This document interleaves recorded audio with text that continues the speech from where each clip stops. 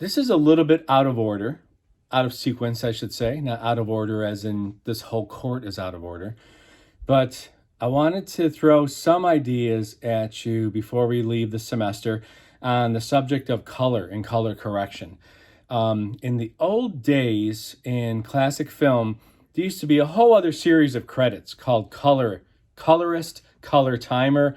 Just imagine if you've ever worked with traditional film, how important it is when you develop film, how long you leave it in, how long you expose it, underexposed, overexposed. All those things affect the look of a film. So to give you a specific example, so we can work with something directly that I have access to all the original files, the original source material, source footage. It's not a classic film that I can access and find all the clips to Casablanca or something, but in one of the short music videos I did called Letter 133, it's a short music video from one of my releases that has a little bit of narrative about Van Gogh's last days at the Ravoux Inn. The last few weeks of his life, he stayed north of Paris, out in the country at this weird little depressing inn where he was in the attic room. And I thought it would be really photogenic to have some images showing some of the last letters he wrote to Theo, his brother, who supported him his whole life. And the idea of showing a little bit of matching some of the colors of Van Gogh's paintings and bringing them out in the new video that I shot. So what I did with this one is I hired a cinematographer, Jason Overby, and Dwayne Ingalls performed the acting role as the solo acting role as Vincent Van Gogh. So the challenge was I had some old source footage from, I shouldn't say footage, source material from numerous Van Gogh paintings, which we all know are out there now. But I was also able to do a little bit of research and find black and white photographs of what they think is Van Gogh in his last couple days. They're sitting in front of this dank little cafe. The first challenge was I wanted to recreate settings. That cafe, recreate the setting of that Ravoux Inn, the last cafe he stayed at before he ended his life in 1890.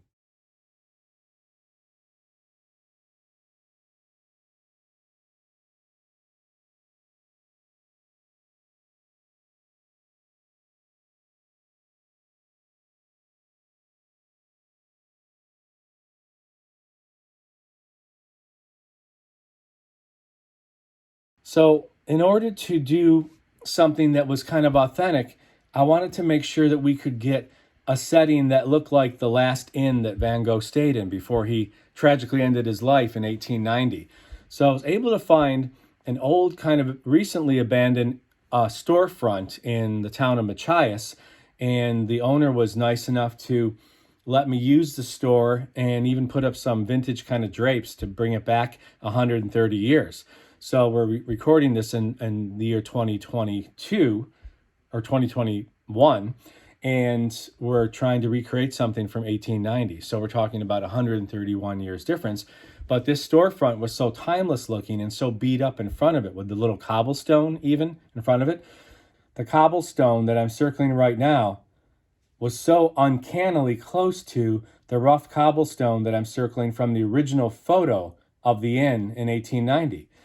So this gave me as close as I could to a real life movie set of matching what I'm circling right now, the original photo from the Ravoux Inn, and matching the year 2021 right on Main Street in Machias.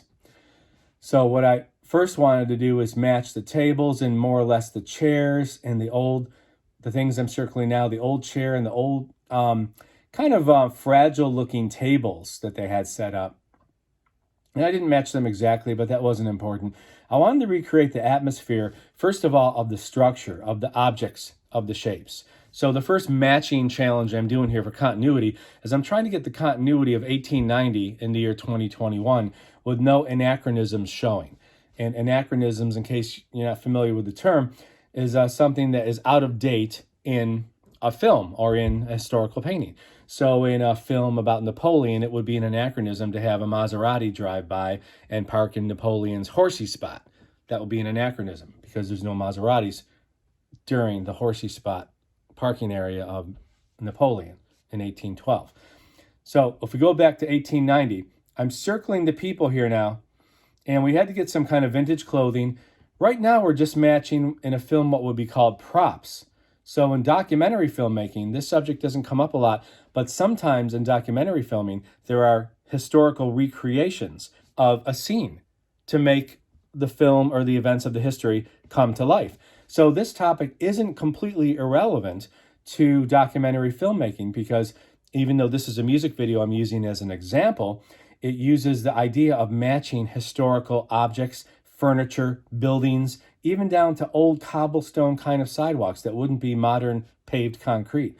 That was the first challenge. So I met what I believed was the first challenge of getting this scene where Van Gogh could come out with a straw hat, corn cob pipe. I got an original suitcase from around 1910, really beat up, and then a rolled up canvas. So we have props and we have things that need to look authentic.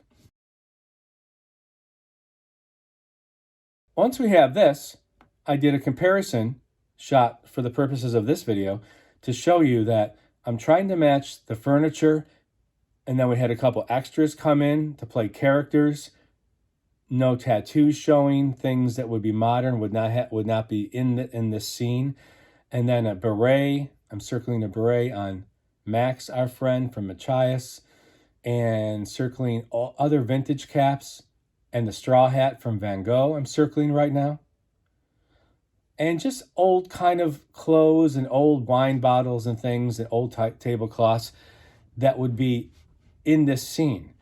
But as you can see, you have colors in this shot. You know, we have even drab colors, which is actually good for this. So the next step would be in working on matching the reality of this scene. We're not matching a painting yet. We're trying to match a setting where Van Gogh actually was. Then I would go to the next clip, and I'm circling the Van Gogh clip right now, and I'm going to go up to video effects. And there are several ways you can do this. You can remove color, you can extract, which has an extreme, I love this effect because it's like sculptural. So if I drag extract into this, you get a super high contrast black and white, surrealist kind of overexposed effect, which is really cool. But in this case, we're not trying to do kind of a modern surrealist effect, so I'm going to undo that.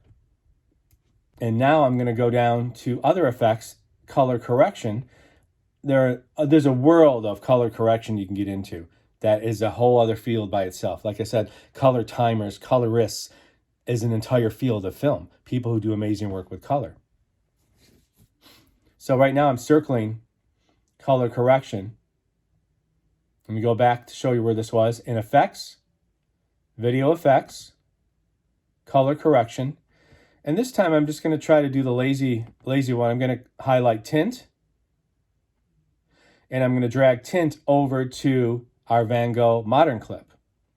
And you get kind of a drab effect. It's not necessarily the Revolutionary War, kind of 1860s brownish tint, but it really makes it very drab and lifeless. All right. So let's look at what this looks like in effects. And now I'm going to click on effects, and you can see that I have my tint here. Now we have a tint that we can play with. You can play with different kinds of levels of it. But basically what I want to do is increase the contrast because it got very drab here. So I want to go to brightness and contrast and drop this over the tint. Now that we removed the color from the shot, let's go to brightness and contrast.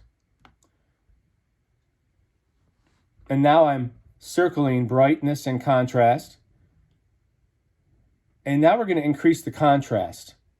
Watch up here as this changes.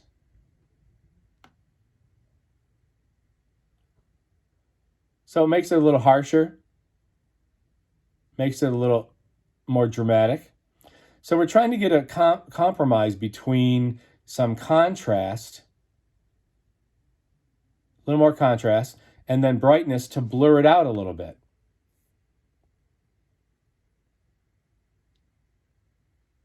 Or we can bring it down to match the dankness of that original photo.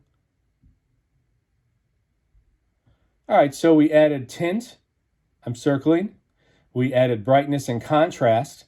And right now we're really working in a monochromatic field, right? We're working in the area of grays, blacks, and whites, tints and shades. In color theory, adding white to paint is tint. In color theory, adding black to paint is shade. So we're working really with grays, blacks, and whites. We're not really talking about color yet, but this is how interesting it can get with just black and white. So now, to cheat a little bit, I'm going to add an effect here. I'm going to bring up a panel to show you some of the effects in my folder. And right now I have Vimeo Dust Effects, just a free effects overlay I found online. Open up that.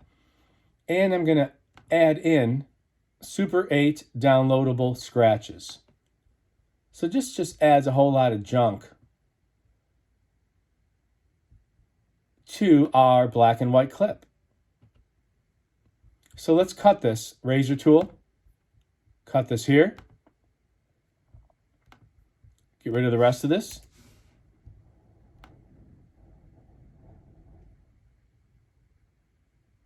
Now that one punch right here, that looks too modern. So let's back this up and get mainly dust and scratches here.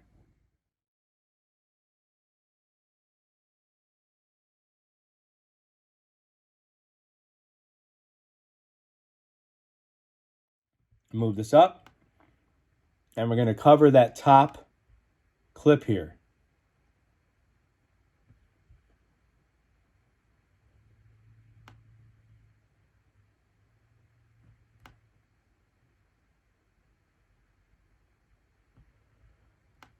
And if we have some overlap with the other one, that's okay for now. So we're going to go here. And now we're going to go into the opacity area I'm circling right now, into effects. We're going to bring this picture up bigger so you can see what I'm doing. And now we'll experiment with that top layer I just put in, dust and scratches. That's great, except we can't see the original photo, right?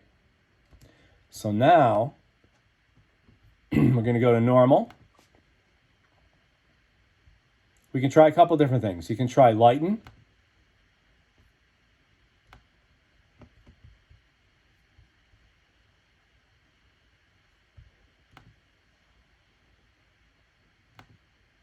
We can try overlay. And the overlay takes all of that mud out of it in normal view. Normal. See all this white cream that's not letting anything see through? When we go to overlay, I'm circling normal now. When we go to overlay, we get the effect of these dust and scratches and this old film effect of this, just like the old scratchy film below. But now we look at the Van Gogh one, and it still looks kind of bright. It looks too bright. So maybe we can reduce the contrast again a little bit here. Reduce the brightness.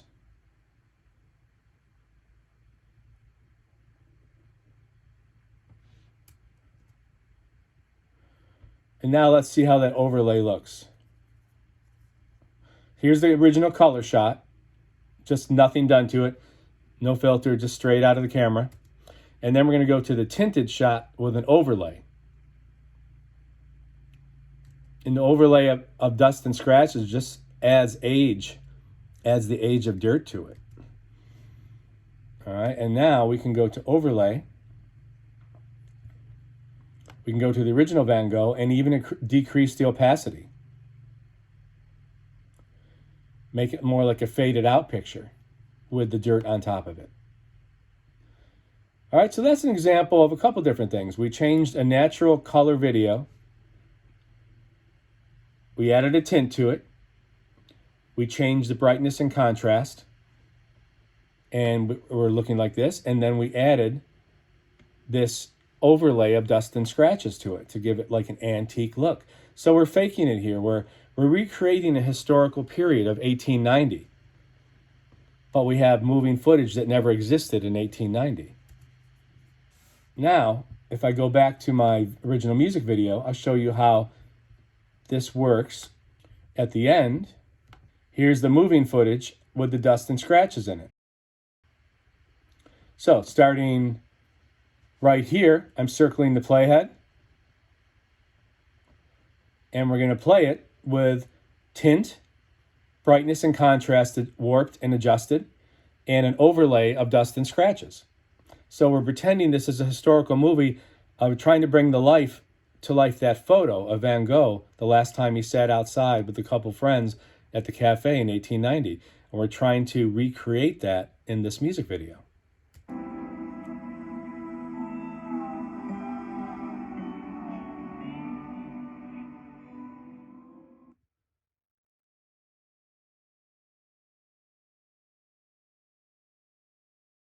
Now, moving on to the next step, we're talking about color. And in this case, I wanted to, again, animate something that we could never see in real life in the history of the world. Animate, in this case, Van Gogh's last painting. It's not technically his last painting because he had a study of tree roots that they discovered after the crows in the cornfield. But the last painting is generally thought to be this dramatic, dark painting. And I'm going to circle my playhead right now and go right to this. This I'm circling is the last, generally considered last complete painting by Van Gogh. It's very dark. It's very ominous. The sky gets darker blue than usual. And the crows are just, it looks like they just all flew suddenly, took off from the field. So the color section we're talking about now is we're playing with the idea of, first of all, getting Jason Overby, who's a really accomplished photographer, to have the patience and go out. And in this case, he went to North Carolina when he was back, and he worked on waiting for crows to land in a straw field to see if he could get a shot of them taking off. So we have this painting I'm circling right now by Van Gogh, and now we're talking about the color theory of creating color tints and creating corrections to exaggerate the real life crow field, the cornfield, to exaggerate that, to kind of try to bring to life this painting of these last images that Van Gogh saw in his life. And we're doing this, we're working in the subject of color correction right now. In this whole chapter, we're talking about tinting, contrast, and changing the natural view of what's in camera in your footage. So, we go back to the crow field, and we go back to tint.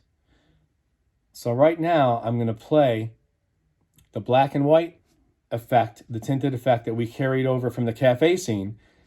I'm circling the playhead now. I'm just going to play that. And we have black and white real footage of crows in the field. And it's tinted to match the last shot. It's tinted to match that black and white scene, but we're going to take it out of that realm and turn it into something that's colorized.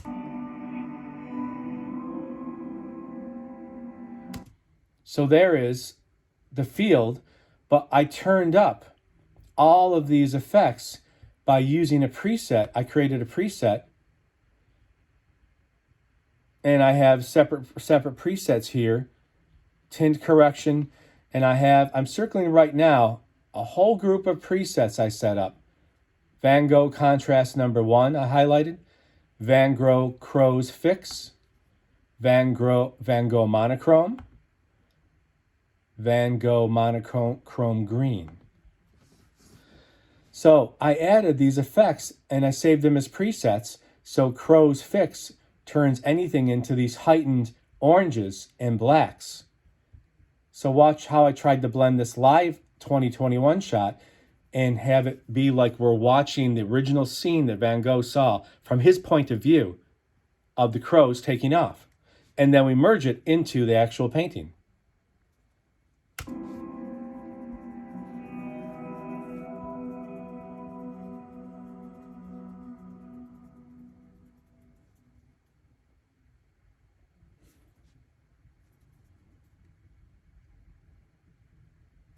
So right there, we have a transition. We're taking you back to 1890, taking you back to Van Gogh's point of view.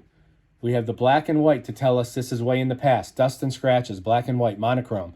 And then that merges into a, not realism, but a heightened orange, heightened red, heightened black contrast version of the crows, the way he saw this field.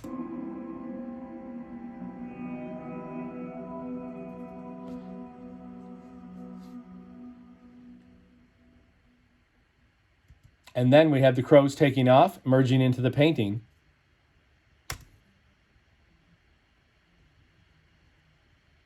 And then the great painting, Forever Frozen in Time. We're using video to match the color and to find these yellows and find these oranges and ochres and blacks and blues and try to echo them back into the live shot that Jason took when he saw the crows in the field.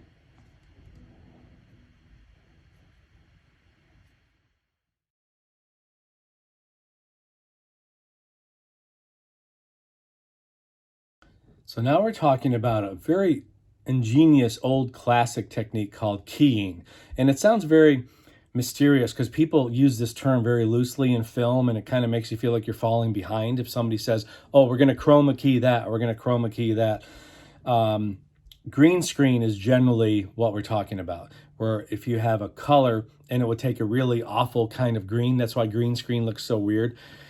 You take this really awful color that you would normally not want in the shot, and how keying works is you take that color and then you, in the old days, you set up a chroma key where the green shows up as transparent. And in digital editing, you have kind of an eyedropper effect where you decide that that green or that purple, could be any color, it's a color that you don't want in the real shot. All right, that's why you get the Weather Channel bloopers where somebody accidentally wears blue on their dress or suit coat, and then blue is the key color, and blue turns into transparent, and you can see through that person, and that's a great sight gag, whether floating on the clouds. So how keying works is you decide which color you want to be transparent. So in digital effects, what I'm circling right now is effects, and in this case, in the Van Gogh shot I'm going to show you that we look at, you have half of a screen. I want it to be the top of a painting of a cafe at night from Van Gogh, and the bottom of the screen, I want it to be the depiction of Theo, Van Gogh's brother, walking towards him, towards his village in a field. So a field versus the cafe scene, and to do this in a kind of montage way, I am circling right now, I spray painted in Photoshop the cafe scene green at the bottom of the screen so that all this could be made to be transparent, or in effect, you're making anything green here disappear. So how you do that is you have the clip that I'm circling right now, VG Cafe Key JPEG. It's hard to read at that size, but it's called Van Gogh Cafe Key. And this has green at the bottom of the painting. So I took that clip and I moved it up to the top of the half of the screen, and then we go over to effects, which I'm circling now. We go down to keying and video effects, and in keying, all these different options are here. So I just picked the Ultra key. I highlighted that right now. I'm underlining Ultra key, and you drag that over to the video clip where you want the green or whatever to disappear. That clip has to be on top of everything because it's a transparency, and you want to make sure the green disappears and reveals what's underneath. So the key clip with the green is on top of the layers of video clips so that whatever's transparent shows up below. So in this case, you see the clunky in construction version, you have the green, the awful green color, and then the field underneath. And then if you move further, you have the green, and you have the blend, what I'm circling right now, and then you get the green that disappears, and it actually reveals the sky and the tree line of the field of the real video below. So the video shows up to be the cafe scene at night, which Van Gogh is seeing in his world, and you have Van Gogh traipsing through this field in the city clothes of the Parisian that Theo was as an art dealer, and he is basically walking into Van Gogh's world. So to be kind of symbolic here, the Van Gogh painting is cut off and blurred off with green spray paint in Photoshop. And that's how keying works. You decide what color you want to be transparent, you click on it, and you use something like Ultra Key, and that shows you what exactly is going to be transparent. So I'm circling the key color. The key color was green, so that was highlighted with the eyedropper. So anything in this weird specific neon green is now going to be invisible. And that's how keying works when you're working with color.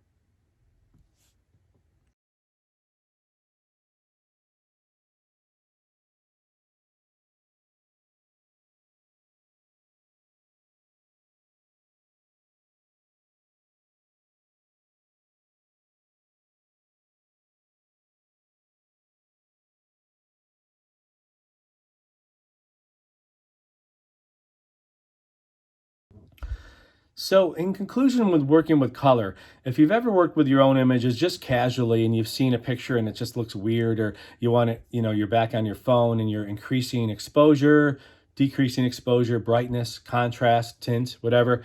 If you're playing with any of those color corrections, you're basically using filtering. You're using color timing and color editing techniques, and that's what you would apply to a film to enhance the mood of the film or the historical time period of the film or just the overall emotional content of it. Schindler's List being a huge famous example of color theory in the late 90s, where Spielberg showed this terrible story through one other lens of Schindler and the list and people he's trying to save, all through black and white. And the only slightest hint of subject of color in the entire film is a little girl who's walking, a little girl playing along, and then she is dead on a cart. Emotional impact of he's bringing your attention out of this whole black and white numbness to this girl in the red dress. And that is the only color in that entire film, is that red dress of that girl. So color theory is a hugely important thing in film in terms of what you're trying to portray. Brighter movies, rom-coms, romantic comedies, Harry Met Sally, things like that, they tend to be in broad daylight. And at night, it's a very brightly lit ballroom, romantic. There's always going to be a ballroom or party scene in a romantic night scene. So even night scenes in a romantic comedy aren't dark. They're not dark at night like wet streets and film noir. It's nighttime, but huge celebratory Christmas lights, glistening, shining things everywhere. So that's color theory in a romantic comedy.